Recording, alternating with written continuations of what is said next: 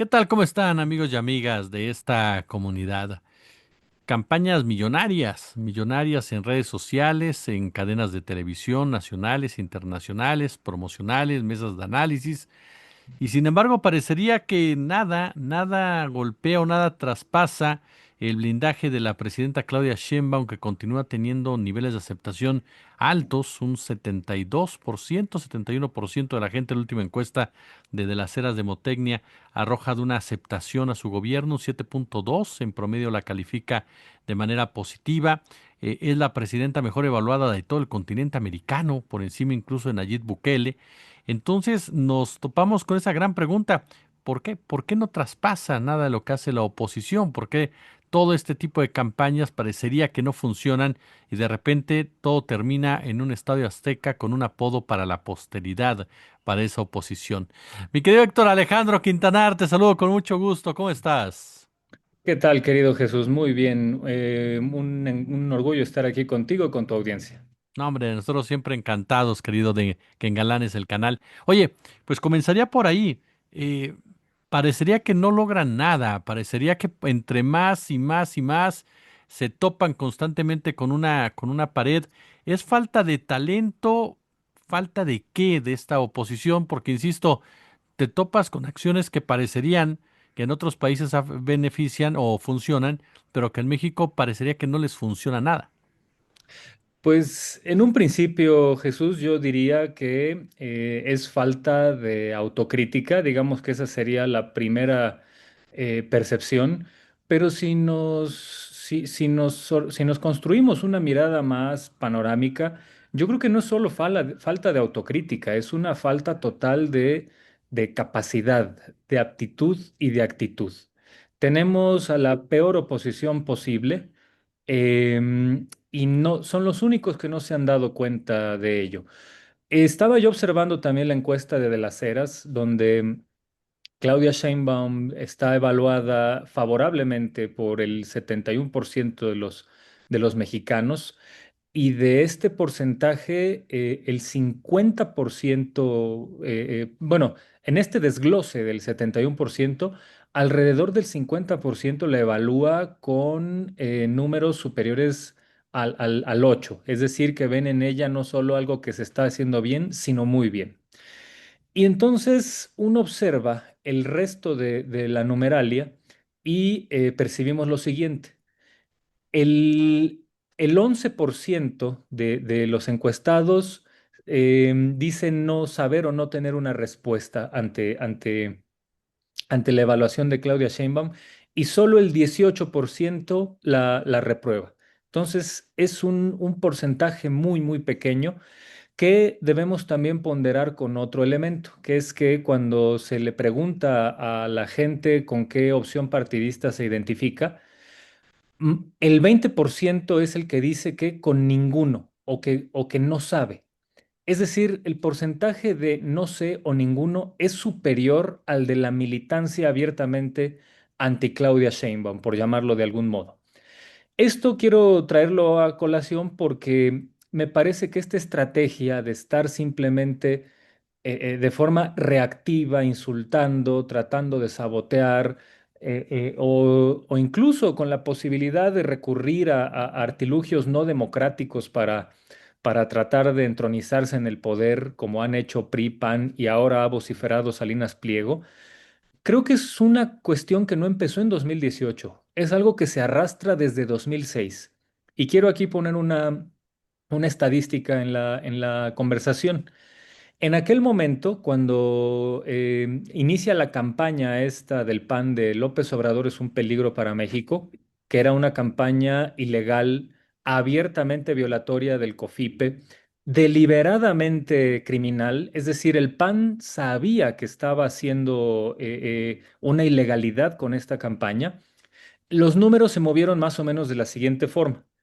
La ventaja de López Obrador, que era de unos 15 puntos porcentuales, se redujo, pero eso que perdió López Obrador no lo ganó Felipe Calderón. Era gente que tenía posibilidades o que tenía pensado votar por López Obrador, pero luego de esta campaña decidieron mejor no votar por nadie. Es decir, se fueron al abstencionismo, se fueron al, al voto nulo, se fueron a una opción que no era directamente para favorecer a Felipe Calderón. Esta propaganda ilegal sí redujo la ventaja de López Obrador, aunque no en los números que se piensa, y después tuvieron que recurrir al fraude electoral. Pero a lo que voy es a esto. Hace 20 años esta campaña dio resultados siguientes. Al atacar ciegamente de forma tan ilegal, tan fascistoide a tu oponente, lo que logras es despolitizar. Más que ganar gente a tu causa, lo que logras es despolitizar, generar decepción y que la gente se aleje de las urnas.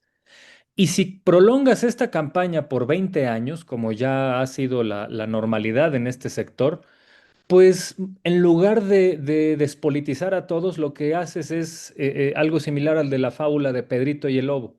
Tanto dijiste que ahí venía el peligro para México, tanto mentiste con que ahí venía el peligro para México, que cuando este señor que acusabas de peligroso llega al poder y resulta que es un gobernante que se desempeña mejor que tú, pues entonces resulta que ya nadie te cree. Yo creo que la sociedad mexicana quedó desde 2006 inoculada, quedó vacunada en contra de esta propaganda sucia, falsedades, campañas de noticias falsas, campañas de panfleterismo y de ciberporros y de ciberbots y troles en redes sociodigitales. Yo creo que 20 años ya vacunaron a la sociedad mexicana y esta estrategia no les va a servir. No entiendo por qué persisten en ella si ahora ya es hasta contraproducente para ellos. Pero sí quería anotar ese punto. Creo que este momento que vive la oposición se arrastra desde 2006, donde solo en esa coyuntura más o menos les funcionó esa campaña sucia, pero después ya no. Entonces, persistir en ella solamente aumenta la animosidad entre ellos y ya no sirve para construir mayorías, sirve solamente para radicalizar minorías y eso es muy peligroso. A eso iba, querido. ¿En dónde está su margen de peligrosidad? ¿En dónde se mueven ellos para convertirse en algo riesgoso, en algo peligroso para el resto de las personas? Es que yo creo que también una cuestión que nosotros deberíamos discutir es la incompatibilidad de ciertas derechas radicales con la democracia. Es verdad, como han estudiado Enzo Traverso, Pablo Stefanoni, muchas derechas muy, muy, muy exacerbadas han llegado al poder por la vía de las urnas, ¿no? Es el caso de Trump, es el caso de Milei, es el caso de Meloni en Italia. Pero hay algo que yo creo que vale la pena decir, y es que mucho del contenido de las ultraderechas es abiertamente antidemocrático, y eso hace que sean un peligro constante para toda la sociedad entera, no solo para las izquierdas. Y que sean grupos muy minoritarios o muy marginales no los hace irrelevantes. Y yo creo que podemos mirar ejemplos de otros lados. Pienso en Noruega, cuando en 2011 bastó que un solo tipo militante de extrema derecha, uno solo, pusiera de cabeza al país con un atentado xenofóbico en una mezquita ahí en Noruega. Y era un tipo que era un lobo solitario, por llamarlo de algún modo. No era alguien que tuviera un gran arrastre ni hubiera convencido a muchos. Fue un tipo que puso en vilo a la sociedad noruega. Entonces, aquí en México, la extrema derecha ha dado muestras de ser antidemocrática. Lo manifestó Fox cuando gobernaba y trató de desaforar a López Obrador y luego perpetró un fraude en 2006. Es gente que, aunque sea poca, es muy, muy incompatible con la democracia. Para ellos, las reglas electorales son ante todo un estorbo. La competencia democrática es un estorbo y yo creo que ellos estarían contentos de hacer las cosas a la mala. Tal cual así lo acaba de manifestar Ricardo Salinas Pliego. Habría que preguntarnos nosotros cuánto de eso es pura pirotecnia verbal, pura pantomima, pura saliva sin ningún sustento, y cuánto de eso sí son intenciones de decir que son capaces de cosas abiertamente ilegales y antidemocráticas. Pensemos que este señor se hizo de Canal 40 comandando a un grupo armado de manera ilegal en una práctica más similar al de la delincuencia organizada que a cualquier empresario mexicano. Entonces, si tenemos a un personaje que con estos antecedentes, que tiene una televisora que nos guste o no, sigue siendo penetrante, poderosa, que tiene impacto, ¿cuánto de ahí puede sacar para empezar a mentir, para empezar a articular todavía más campañas de antiperiodismo, de propaganda sucia, que puedan seguir radicalizando a un núcleo pequeño que podría sentirse con no sé, la pulsión de hacer cualquier cosa? Entonces yo creo que no es saludable para nadie esto. También hay que ver si, insisto, si es solamente un perro que ladra y no muerde, pero, o bueno, una perrita de Trump que ladra y no muerde, pero habría que meditarlo con ponderación porque, insisto, la ultraderecha no está muy conforme con los parámetros democráticos desde nunca. No es algo nuevo. Las extremas derechas tienden a la violencia, tienden a nulificar a los otros, a deshumanizar a sus adversarios. Entonces, pues hay que estar atentos a esto. Oye, este apodo precisamente de la perrita de Trump, no, que se ha suavizado, porque en realidad le gritaron que era la perra de Trump como tal. ¿Qué simboliza muchas veces? Porque aquí hablamos de una campaña que hubo durante días para anunciar la llegada de Salinas Pliego al Azteca, para decir que iba a tomar el lugar de la presidenta Claudia Sheinbaum. Él mismo mintió cuando dijo que Mikel Arriola, pero en un principio manejó que Mikel Arriola le había dado la representación casi casi del pueblo de México en el Estadio Azteca. Eh, y de repente aparece un ciudadano cualquiera con un celular y lanza precisamente el comentario. Y a partir de ahí parecería que se derrumba el castillo de naipes, porque ya todo lo demás que vino fue precisamente hablar de ese momento, más allá de lo que ellos pudieran expresar o pudieran manifestar en su contracampaña, que no les alcanzó para quitar la atención de lo que había pasado. Eh, Entendemos esto como una visión de la gente que sabe quiénes son en un momento dado estos personajes o que son tan vulnerables precisamente por sus propias ideas. Sí, creo que así como hace rato mencionaba que la sociedad mexicana está vacunada, inoculada contra estas campañas de propaganda sucia y de antiperiodismo y de desinformación, como se suele decir. Pues de nada le sirvió a Ricardo Salinas Pliego haber hecho una inversión económica y política tremenda para hacerse pasar él como la figura política importante el día de la inauguración del Mundial, ¿no? Porque creo que la estrategia de Claudia Sheinbaum fue correcta, decir, en lugar de irme al estadio, me voy a un lugar abierto con el público sin guaruras para estar ahí viendo el partido a ras de suelo. También para dar el mensaje de que, bueno, en este momento, ¿quién puede pagar un boleto del Mundial? Y mientras este hombre quiso ver ese como su escenario natural, donde iba a ser recibido con brazos abiertos, resulta que los únicos que lo recibieron bien fueron sus empleados, ¿no? Entonces, hay uno que otro que le gritó de manera laudatoria, pero lo que fue memorable y lo que ya se va a quedar en el imaginario colectivo fue un ciudadano que le gritó este apodo de la perrita de Trump o la perra de Trump. Más allá del sexismo, del insulto, bueno, también hay que entenderlo. En ciertos lugares, una cancha de fútbol, un estadio de fútbol, pues también sirve para a veces desfogar ciertos ánimos y hay ciertas actitudes que mientras duren 90 minutos, pues se pueden tolerar, ¿no? Como estas expresiones de enojo popular, expresiones de burla popular. No podemos esperar que la gente en el estadio se comporte como si fuera a un coloquio de lingüística. Pues es gente que va ahí a manifestar un sentimiento, una pasión, y hay que decirlo, se refirieron a Ricardo Salinas Pliego con el vocabulario que él emplearía, que es absolutamente impropio de un estadista, que es absolutamente impropio, ya no digamos de un estadista, de un político racional.